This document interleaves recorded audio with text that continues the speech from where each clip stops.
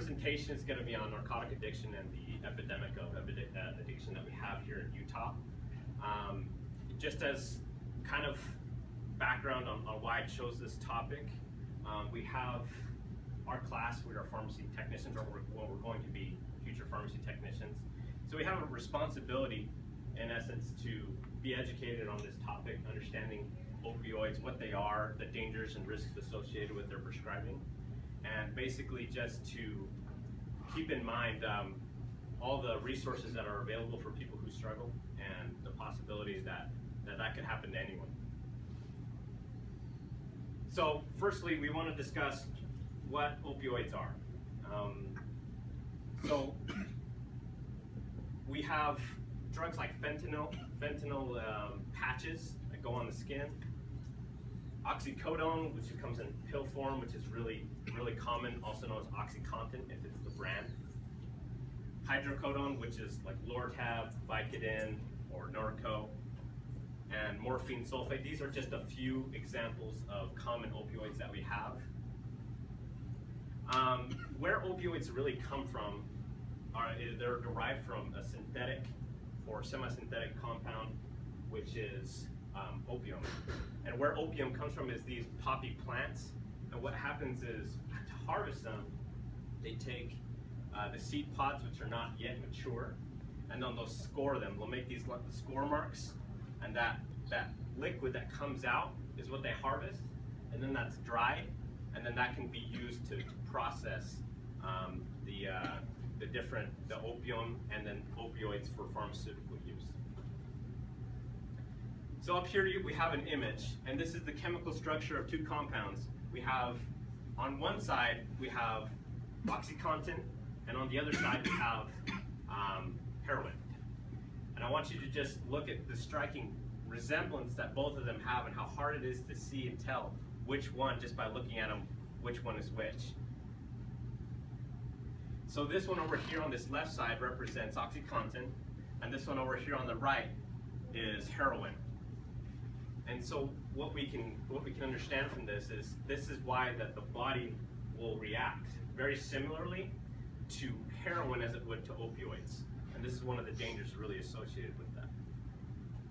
So opioids are really prescribed mostly for moderate to severe pain. They don't really prescribe it for much else.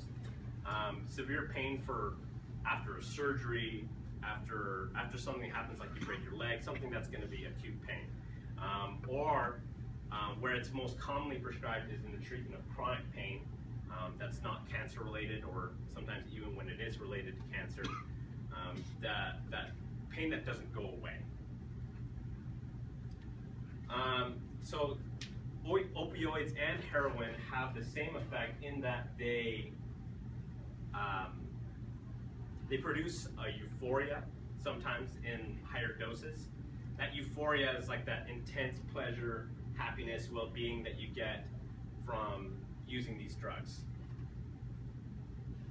So this desire to achieve the euphoria, along with chemical changes in the brain that occur over time with opioid use, is what can make the what can make dependence on the drugs to help you feel normal, and then ultimately tolerance can increase well beyond what's normal, a normal dose, which can lead to bodily harm. So tolerance is when you're taking a drug, your body will become accustomed to that dosage strength, and you have to keep using more. So as what I was saying is, so tolerance can actually increase beyond what is healthy for your body, and it can actually lead to serious body injury and overdose.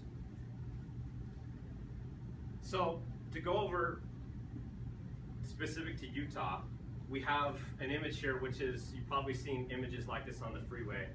This is from opidemic.org, and it's an organization that they've kind of created to raise awareness about the issue of narcotics in Utah. So Utah, surprisingly, despite its surroundings, has the 4th highest rate of overdose from opioids and drugs.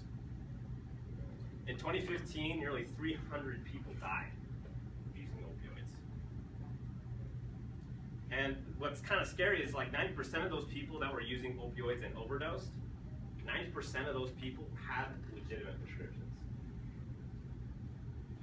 So even more striking is the fact that 80% or 4 out of every 5 users of heroin used opioids first, used narcotics, prescription painkillers.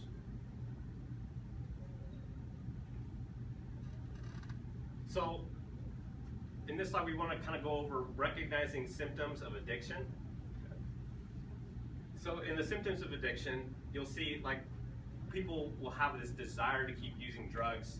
They won't be able to control how much they're using. They'll be spending lots of money on them, lots of money, and spending lots of time to get them. Doctor shopping is involved in that. And of course, like we mentioned before, you're developing a tolerance to a certain strength and requiring more of the drug to achieve the similar effects.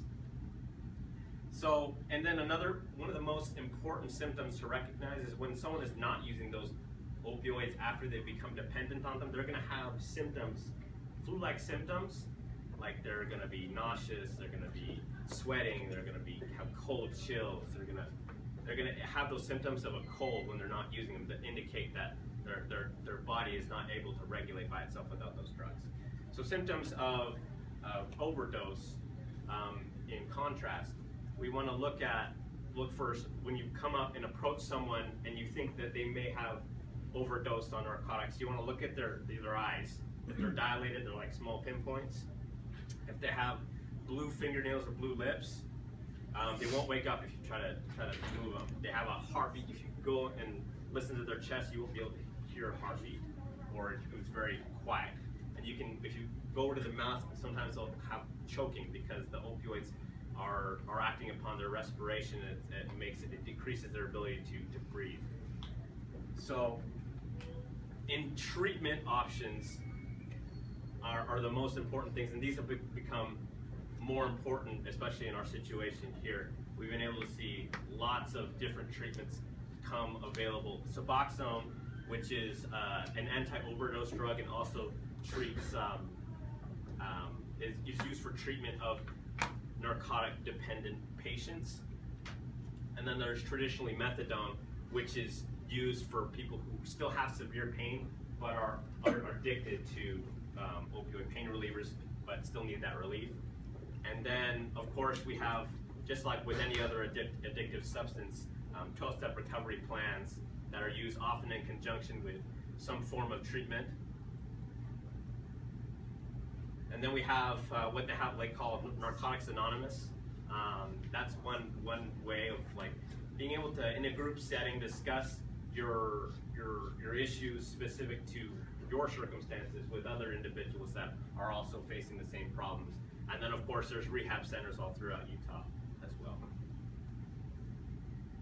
So to conclude and wrap up, I just want to go over just the main thing that as in discussing all of these topics and taking the time to understand what the resources are and being trained medical professionals, I just like to reiterate the fact that oftentimes we'll be the only person that talks to a patient when they come to pick up their narcotics at a pharmacy.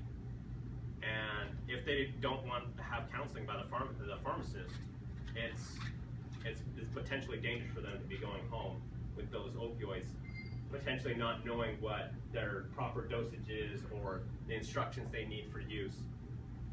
So we can just take that and kind of understand that the majority of the burden of taking care of that rests on us. So I'd just like to conclude with that, and thank you for your time. Yeah.